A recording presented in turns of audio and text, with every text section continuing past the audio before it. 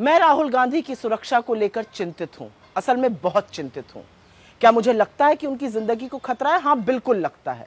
और इस आशंका पर बार बार मोहर लगाने का काम संघी भाजपाई कर रहे हैं। जिस आसानी से खुलेआम बीजेपी के एक प्रवक्ता ने टीवी पर कहा कि राहुल गांधी के सीने पर गोली मार दी जाएगी, क्या वो सुनकर चुप रहा जा सकता है? सवाल इस बात का है। सवाल इस बात का है कि ये पहला भाजपाई नहीं है जो इस तरह की बात कह रहा है। इससे पहले इन्हीं सिरफिरों में से एक ने उनकी जुबान काटने की, किसी ने उनका सिर काटने की परिणाम घोषित किया था, किसी ने इंदिरा जी की कायराना हत्या का भी हवाला दिया था। तो ये बार बार भाजपाई इस तरह की बात करते हैं और इनमें से एक के खिलाफ भी बीजेपी कोई एक्शन नहीं लेती है। उल्टे ऐसे नफरती दरिंदों की पदोन्नति होती है पार्टी के अंदर। मुझे चिंता इसलिए है क्योंकि इन्हीं संघियों का ऐसा ही खूनी इतिहास है। इन्हीं की विचारधारा से प्रभावित होकर नाथूराम गोडसे ने गांधी को मारा था। मुझे चिंता इसलिए है क्योंकि ये कायर हिंसक है। ये सच के सामने टिक नहीं पाते हैं और टिक सकते भी नहीं है। मुझे चिंता इसलिए है क्योंकि जिन सुरक्षा एजेंसियों पर उनकी सुरक्षा की जिम्मेदारी है, वो उनकी सुरक्षा से संबंधित चिट्ठियां जो लिखी जा रही हैं वो बेधड़क लीक कर रहे हैं। मुझे चिंता इसलिए है क्योंकि बीजेपी आईटी सेल के ट्रोल राहुल गांधी के विदेशी दौरों के फोटो और वीडियो को सोशल मीडिया पर शेयर करके उनकी सुरक्षा के लिए बड़ा खतरा बार बार पैदा करते हैं। लेकिन मुझे सबसे ज्यादा चिंता इसलिए है क्योंकि राहुल गांधी ने इन लोगों की सबसे दुखती नब्ज पकड़ ली है और वो दुखती रग है वोट चोरी।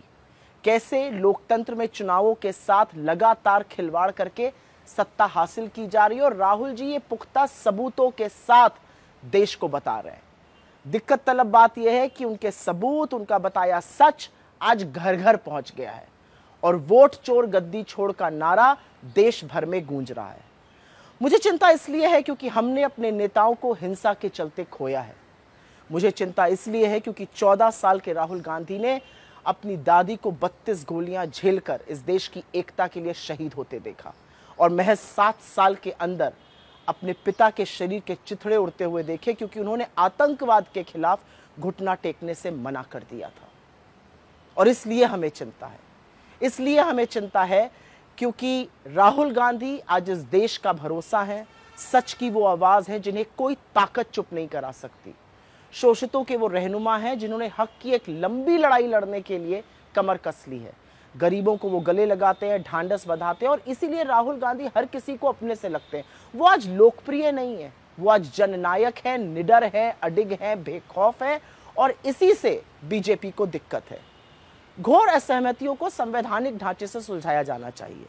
इसीलिए राहुल गांधी की जान को धमकी देने वाले के खिलाफ बीजेपी को एक्शन लेना ही होगा क्योंकि मेरा मानना है कि इतनी कुत्सित बात बीजेपी के शीर्ष नेतृत्व, गृह मंत्री या प्रधानमंत्री की सहमति से तो नहीं की गई होगी। और हां, इस देश के मीडिया से आज सवाल है, वो मीडिया जो किसी भी ऐरे गैरे की बात पर उछल उछल कर डिबेट करता है, आज आप चुप नहीं रह सकते। आप ही लोगों के लाइव टीवी पर नेता प्रतिपक्ष पर गोली चलाने की बात की गई है, आप चुप कैसे रह सकते हैं?